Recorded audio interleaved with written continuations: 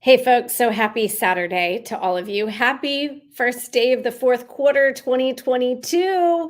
Here we are, October 1st, 2022. This is the fourth quarter.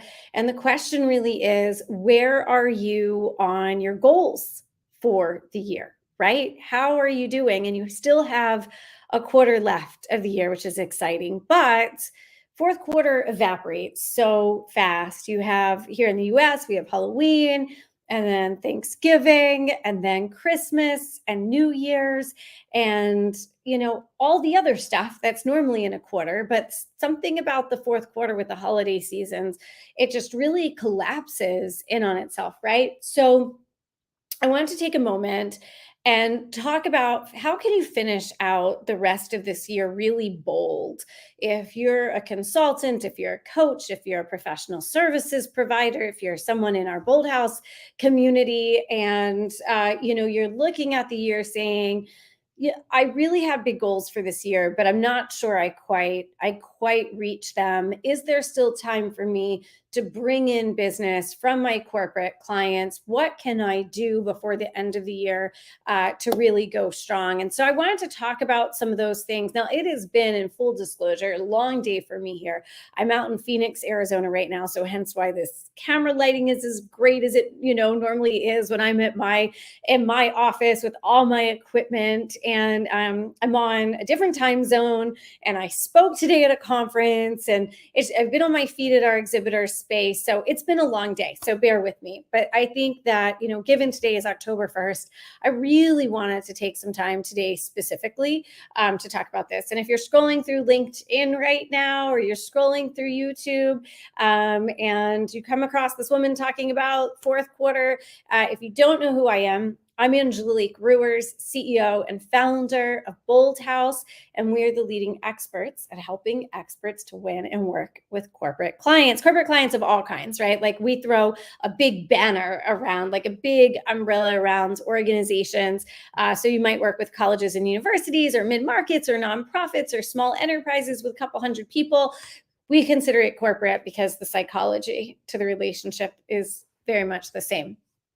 So here we are, fourth quarter. Here's some things you want to be thinking about in this quarter if you want to finish out the year strong. The first is you need to look at where you really are, like an honest to goodness look at where you are. You cannot, go through business, hear no evil, see no evil, speak no evil. So if you don't know where you are on your metrics, if you don't know where you are on your profitability, on your revenue, on your pipeline, especially your pipeline, like what's even in there, and also what you've booked for the year, what you've got booked even heading into next year. I know a lot of you guys in our Bold House community, you already have business. We have folks with business booked 2 to 5 years out. So some of you have really amazing opportunities already in the pipeline, but you need to know what those are and where those numbers are. And of course, you're always looking at risk of anything that's in the pipeline. If you have outstanding invoices, things that need to get billed out, if your bookkeeper hasn't gotten those invoices out the door, shame on them, get all of that taken care of. So it's just really, first of all, where are you and how many conversations are you having on average per week with potential right fit ideal clients for your business? How many of those conversations are happening on a regular basis? Go back, do an audit of this year, count up those meetings that you had every month, real meetings, right? Not just like, oh, I bumped into this person on a flight or something, but you had scheduled meetings with ideal target clients. How many of those are happening? What's your average per month? And then how many clients do you have? That's really going to give you a good conversion number from which to work with. Now, those numbers can change dramatically for all sorts of reasons, some entirely within your control and some entirely outside of your control. But it's still good to understand your numbers.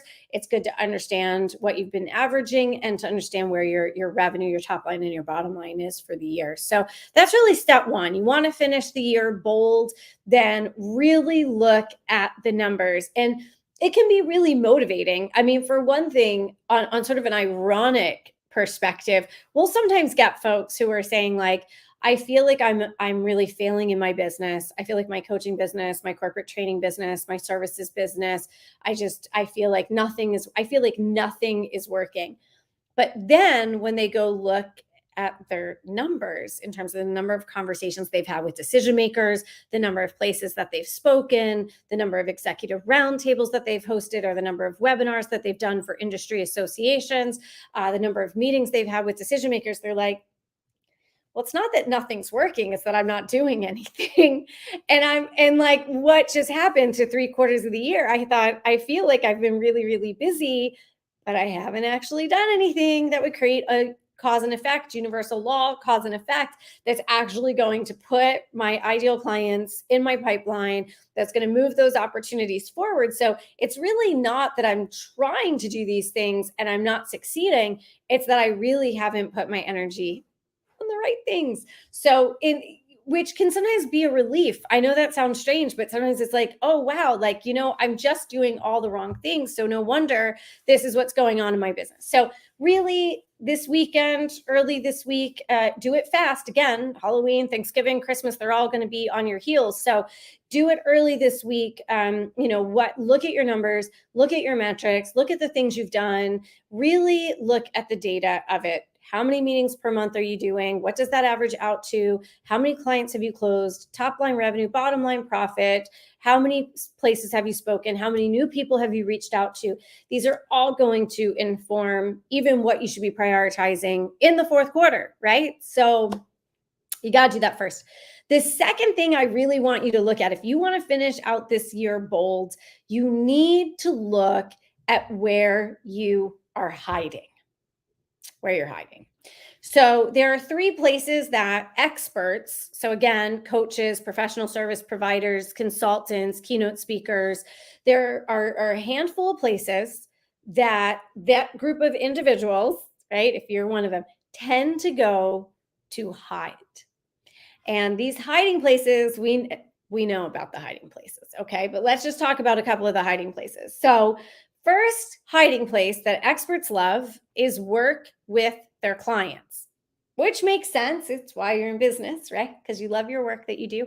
So you may have been hiding this year, really, I don't want to say resting on your laurels, but really resting on a comfort zone of the clients that you do have and doing too much of the work yourself.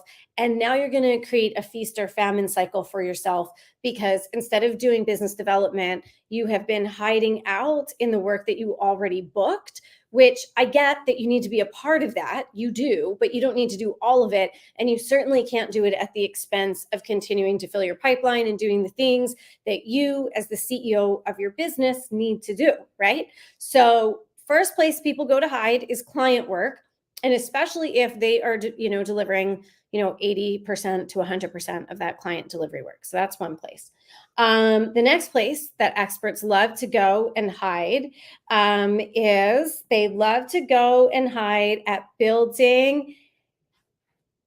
Hey, Anne Marie, it's good to see you.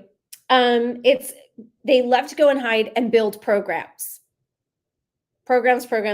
So content and programs. So we see folks hide in saying, I need to build this new corporate training program.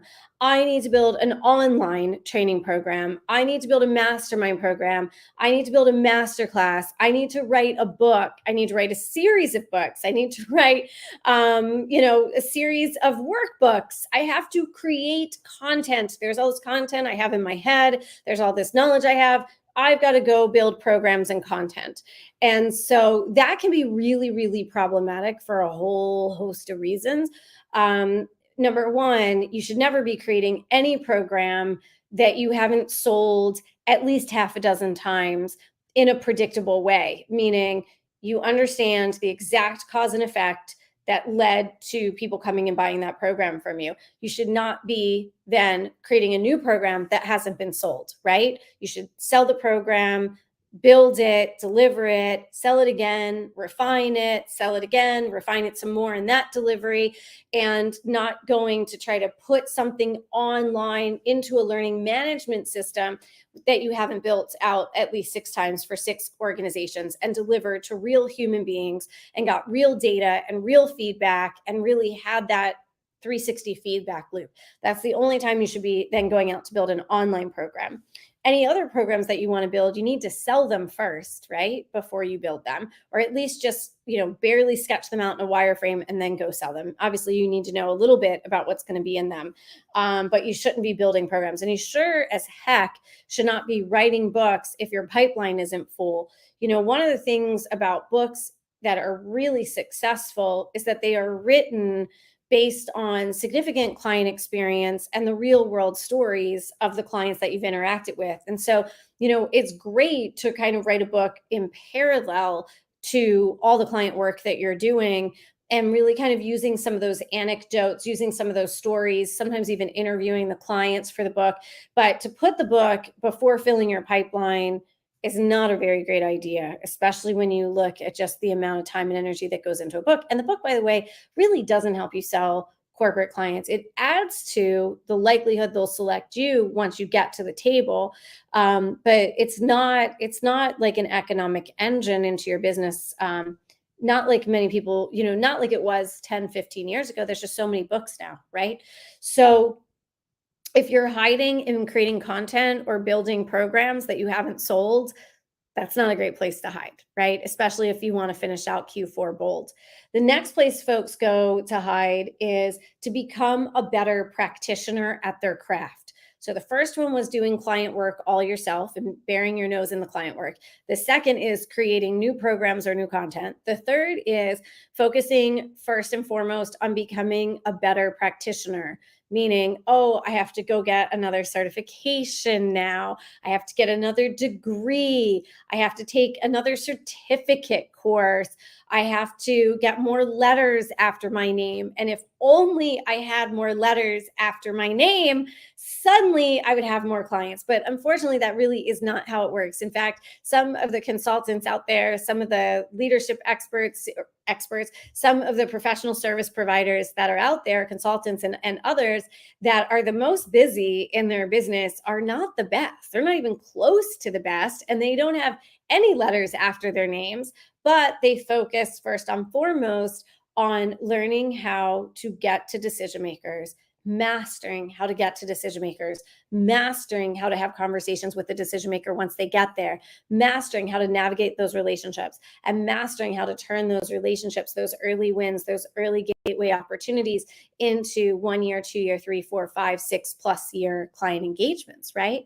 And so you really have to say this, okay, it's kind of like a kind of get real moment with yourself of saying, if I am still trying to put more certifications and more, certificates and more degrees and more trainings about how to be a better practitioner, but I already know my craft. I mean, and I haven't monetized the certifications, I haven't monetized sort of the expertise that I already have.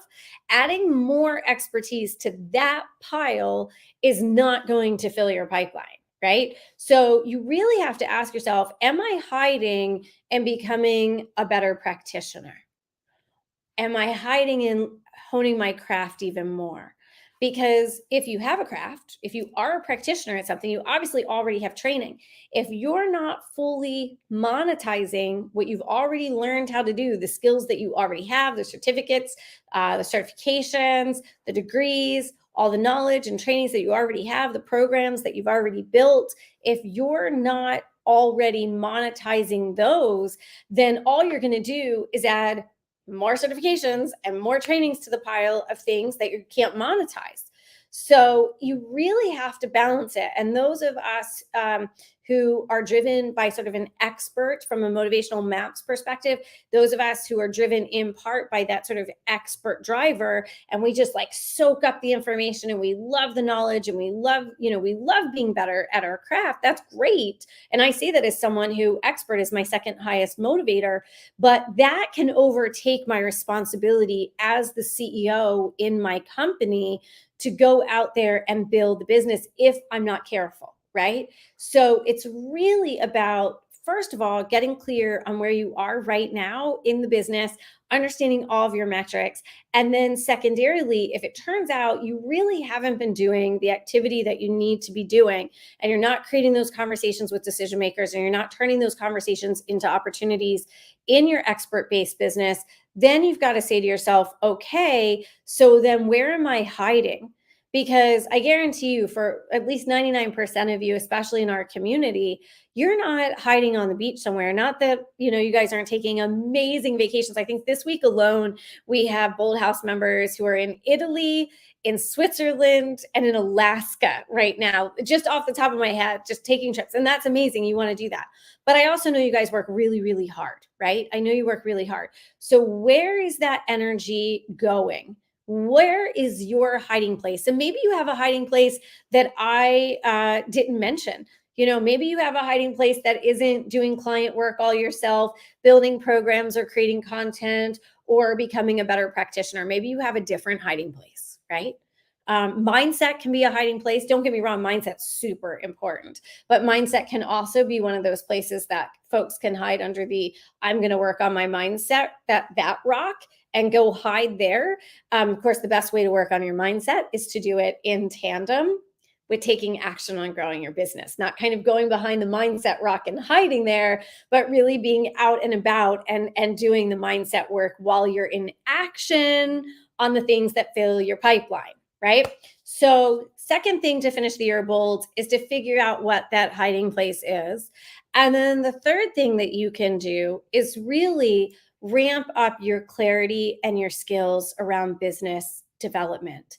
If you are still unclear how to create the entry point messaging to get to the decision maker, not branding messaging, because decision makers don't buy branding messaging. They also don't buy your mission statement. They don't. I'm sorry, but they don't. So what is the entry? What is that entry level messaging that's going to intrigue that decision maker and say, I want to make time to meet with this person and get value out of this meeting, right? So what is that? How does that look like for you? What are you doing to get to the decision makers? Honing your craft at having those conversations, navigating those conversations with those decision makers, honing your craft on really designing your client engagements with your clients. That's where you're going to really want to lean in Q4 if you haven't been doing that. If that's something that you're avoiding, you're probably avoiding it for one of two reasons. The first reason you can avoid doing what you need to do is because you lack clarity around it. You haven't invested in the right training. And so you're still throwing marketing spaghetti at the wall because somebody told you to go speak, or somebody told you to go do LinkedIn, or somebody told you to be on YouTube, or whatever it is, right? So if you're throwing marketing spaghetti at it, but you don't really have that cohesive plan and you don't really understand the entire sort of soup to nut system of business development, it's probably going to be something you avoid, because who wants to try to do something that they feel that they're bad at, or they don't fully sort of grasp what it should look like? There's like no strategy. There's no cohesive strategic plan. There's just a bunch of tactics being thrown at the wall. No one really wants to spend time doing that, right? So you could be avoiding it because you don't really have a crystal clear strategic map of how it all comes together. The second reason you might be avoiding it is because you haven't aligned your business development strategies and approaches to your inner motivators, to your top 3 inner motivators. All of us are driven by something, and there's really 9 key sort of modes of motivation.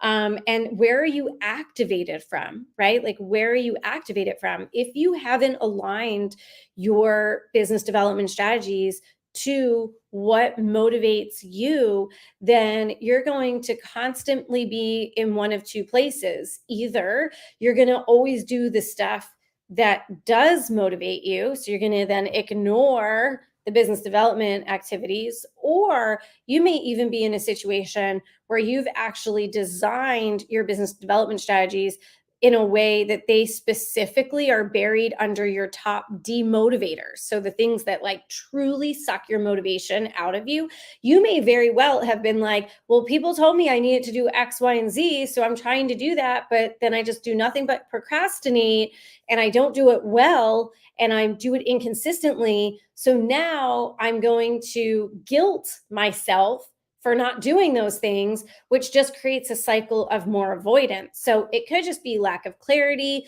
It could be lack of really understanding what that strategic business development strategy looks like in your business. Or it could be combined with the fact that you've tried to build that not utilizing your specific top 3 motivators.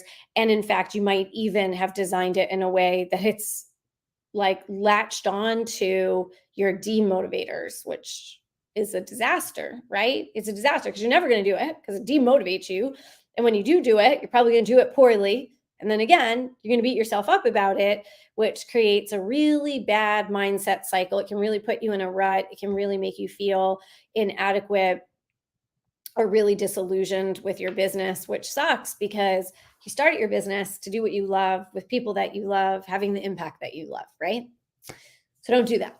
If you want help with any of the latter stuff that I just talked about, which is what does that business development strategic plan look like? What does the system look like? What do the steps look like? Really having a like, oh, this is how everything fits together. It's not just throwing marketing stuff at the wall and there's marketing over here and there's sales over here, because by the way, that's just not how it works. But you want that strategic system. You want that blueprint for how it comes together. And you want to align your business development and your sales strategy, that whole business development, marketing and sales and client account development, all of that is part of business development. If you want to align growing your business, the way you attract clients, the way you create conversations with decision makers, the way you navigate those conversations, the way that you deliver your services, if you want to like fold all of that in to actually be aligned under your top motivators, a great way to do that is to get yourself to Bold House Groove. It is coming up so fast. It is now, I'm going to say this month. Bold House Groove is this month. I can say that because it's in October and today is the first day of October. So if you are a consultant, a coach, a professional services provider, and this year hasn't been exactly how you've wanted it to go, and you want to finish this year out bold, and you want to do it in a way that kind of pulls you out from hiding and really gives you that clarity on your strategic business development plan and strategic growth plan for 2023, and you want to do it in a way that completely aligns with your specific top motivators, then join us at Bold House Groove. It's October 17th through the 20th in Fort Lauderdale.